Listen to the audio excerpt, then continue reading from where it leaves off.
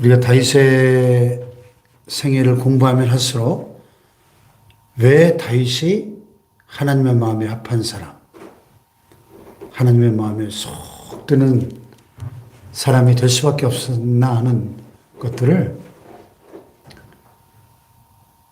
발견하게 됩니다.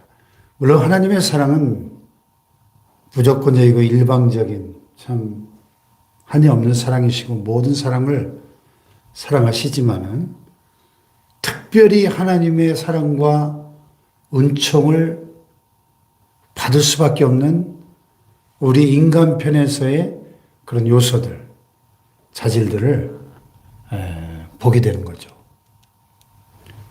여기 오늘 말씀 보면 1절에 보면 여호와께서 주의 모든 원수를 무찌르사 왕으로 궁에 평안히 살게 하신 때에 왕이 선자 나단에게 이르되 볼지어다 나는 백향목 궁에 살거늘 하나님의 교회는 휘장 가운데 있도다.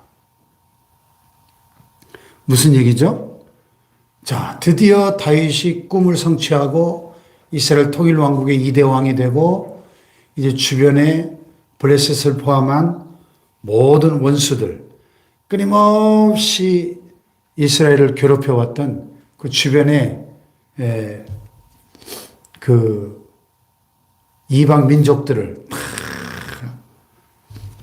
복종시키고 무릎을 꿇게 만든, 그래서 이제 태평성대를 누리게 된, 그래서 왕으로 궁에 평안히 살게 하신 때, 자, 보통 사람들은 이렇게 고생하던 시절이 끝나고 고진감래라는 말이 있잖아요. 고생 끝에 낙이 온다.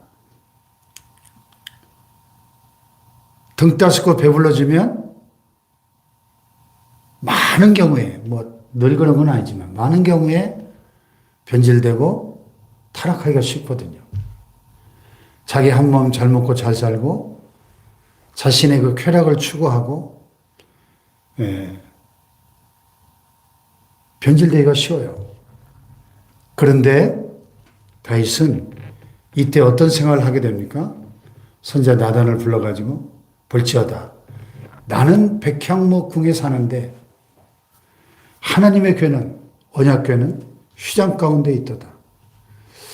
그 다윗이 어느 날 이렇게 백향목으로 화려하게 지은 자기 궁전 옥상 뜰을 이렇게 거닐다 보니까 하나님의 그 성소가 솔로몬이 성전을 건축하기 전까지는 성막으로 이동하는 성전, 성막, 텐트로 만든 성막이었지 않습니까?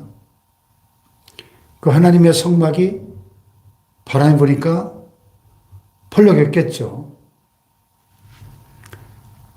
그래 마음이 아팠어요. 야, 나는 이렇게 화려한 백향목 왕국에 살고 있는데 하나님의 임재를 상징하는 법궤는 저렇게 바람에 펄럭펄럭하는 휘장 가운데 있구나 했다는 거예요.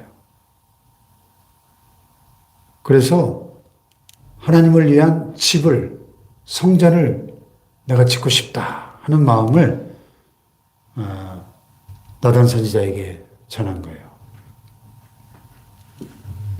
그러니까 이 다윗의 이 마음 씀씀이가 하나님 입장에서 볼 때 얼마나 기특합니까? 아니 왕으로 호의호식하고 자기 잘 먹고 잘 살면 되지 뭘 또 하나님 걱정까지 해줍니까? 예? 자식으로 말하면 참 기특한 자식 아니에요? 예. 부모의 마음을 헤아리는 자식처럼 이 다윗의 이 마음을 쓰는 것이 정말 하나님을 기쁘시게 해드리고 하나님을 감동시켰다는 거예요.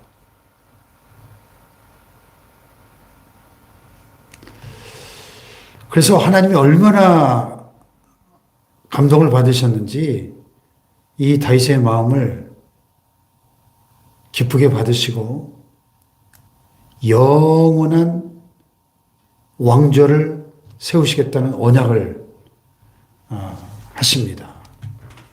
또 여기 9절에 보면 내가 가는 모든 곳에서 내가 너와 함께 있어 내 모든 원수를 내 앞에서 멸하였은즉 땅에서 위대한 자들의 이름같이 내 이름을 위대하게 만들어주리라.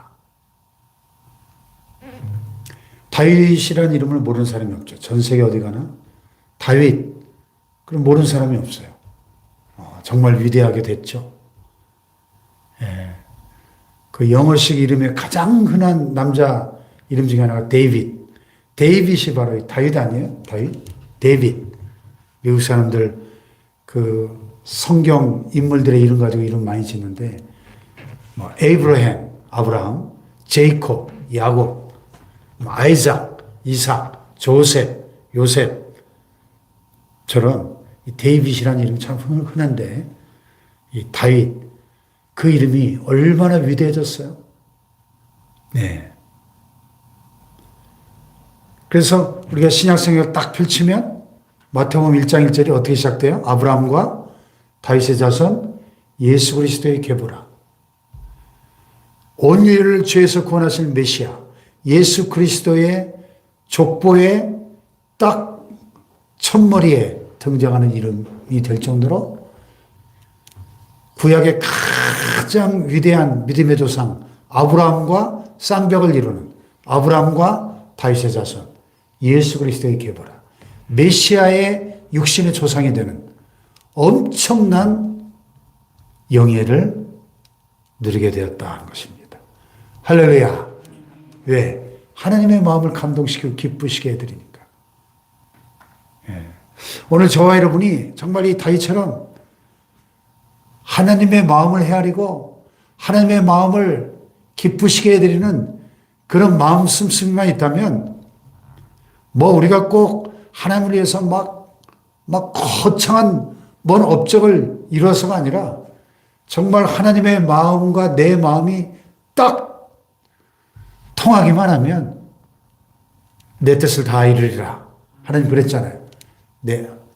내 마음에 맞는 사람이라 내 뜻을 다 이루리라. 오늘 우리의 생애를 향한 하나님의 뜻이 다 이루어질 줄로 믿습니다. 하나님의 마음과 내 마음이 딱 통하기만 하면 할렐루야. 내가 또 내 백성 이스라엘 외에 한 곳을 정하여 그를 심고 그를 거주하게 하고 다시 옮기지 못하게 하며 악한 종류로 전과 같이 그들을 해하지 못하게 하리라. 그 하나님의 백성 택한 백성 이스라엘을 보호하시고 축복하시겠다는 약속이죠. 또 여호와가 내게 이르는 여호와가 너를 위하여 집을 짓고 내 수완이 차서 내 조상들과 함께 누울 때 내가 내 몸에서 날 내 씨를 내 뒤에 세워 그의 나라를 견고하게 하리라. 다윗의 아들 솔로몬의 나라가 견고해질 것을 약속하시고 그런 내 이름을 위하여 집을 건축할 것이요 나는 그의 나라 왕위를 영원히 견고하게 하리라. 그의 아들 솔로몬을 통하여 성전을 건축하게 하실 것을 약속하시고 그의 나라 왕위를 영원히 견고하게 하리라. 이 다윗 가문의 이 왕조가 영원히 견고하게 세워지게 될 것을 약속하십니다. 16절에 다시 한번 내 집과 내 나라가 내 앞에서 영원히 보존되고 내 왕위가 영원히 견고하리라 하셨다. 할렐루야. 영원한 왕조였냐. 물론 이제 솔로몬의 아들 르호보암 때에 르호보암이 어리석게 정책을 펼침으로 말미암아 나라가 분열되고 북이스라엘 남유다 나라가 분열왕국 시대를 경험했습니다마는 지금 이 16절 말씀은 다윗의 그 왕조가 영원히 보존되고 내 왕위가 영원히 견고하리라 이 약속이 다윗의 자손으로 오신 만왕의 왕 진정한 인류의 왕 예수 그리스도를 통하여 성취된 줄로 믿습니다. 영원한 왕조, 내 왕위가 영원히 견고하리라. 다윗의 후손으로 오신 메시아 예수 그리스도께서 영원히 왕으로 다스리실 그 메시아 왕국을 통해서 이 다윗 언약이 완전하게 성취될 것입니다. 이제 곧 예수께서 이 땅에 재림하실 때 요한계시록 19장에 보면은 그의 이름이 만왕의 왕이요 만주의 주라 그랬어요. King of Kings and Lord of Lords. 만왕의 왕, 만주의 주 되신 예수 그리스도께서 이 땅에 재림하셔서 악의 세력들을 다 멸하시고 이 땅 위에 1000년 동안 왕으로 통치하시는 메시아의 나라가 임하고 새하늘과 새 땅에서 영원히 통치하시는 만왕의 왕으로 이 다윗 왕국의 영원한 왕조의 언약, 다윗 언약이 예수 그리스도를 통하여 성취될 줄로 믿습니다. 할렐루야. 얼마나 놀라운 언약이에요. 이 다윗 언약이. 이 아브라함 언약과 더불어 이 다윗 언약은 이 메시아에 대한 언약으로서 너무나 중요한 이 다윗 언약입니다. 구약에서 다윗 언약, 아브라함 언약, 다윗 언약. 이 쌍벽을 이루는 아주 중요한 구약 성경을 관통하는 중요한 양대 언약이거든요. 메시아를 약속받는 엄청난 축복의 주인공이 되었더라는 것입니다. 할렐루야. 하나님을 위하는 마음에 주신 영원한 왕조 언약. 오늘 말씀의 제목처럼 우리가 다 한 번 왔다 가는 짧은 인생인데 이 땅에 사는 동안에 정말 하나님의 마음을 위할 줄 아는 무엇이 하나님을 기쁘시게 해드리는 것인가를 생각하는 이 다윗과 같은 사람이 된다면 정말 우리의 생애가 자손 만대에 이르도록 하나님의 크신 축복의 대상이 되는 복된 가문, 신앙의 명문 가문, 다윗 가문과 같은 영원한 하나님의 축복이 함께하는 가문이 될 줄로 믿습니다. 기도하십시다. 하나님, 오늘 우리의 마음이 다윗처럼 하나님의 마음을 헤아리고 하나님의 마음을 감동시킬 수 있는 하나님의 마음에 쏙 드는 다윗과 같은 사람들이 되게 하여 주시옵소서.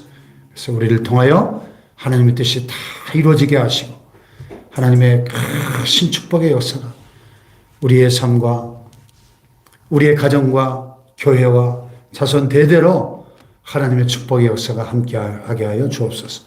주여 삼창하고 기도합니다. 주여, 주여, 주여. 하나님 감사합니다. 다윗이 태평성대를 누리며 평안히 호의호식하며 살 수 있는 환경 속에서 자신의 한 몸만을 위하지 않고 하나님의 마음을 위하며 하나님을 위하여 하나님의 집을 건축하고자 하는 마음, 성전을 건축하고자 하는 열망을 표현했을 때 하나님 그 마음을 받아주시고 그 마음에 하나님의 감동을 받으시고 다윗의 가문과 그의 왕조의 영원한 왕조의 언약을 세우시고 그의 후손을 통하여 인류의 구원자 예수 그리스도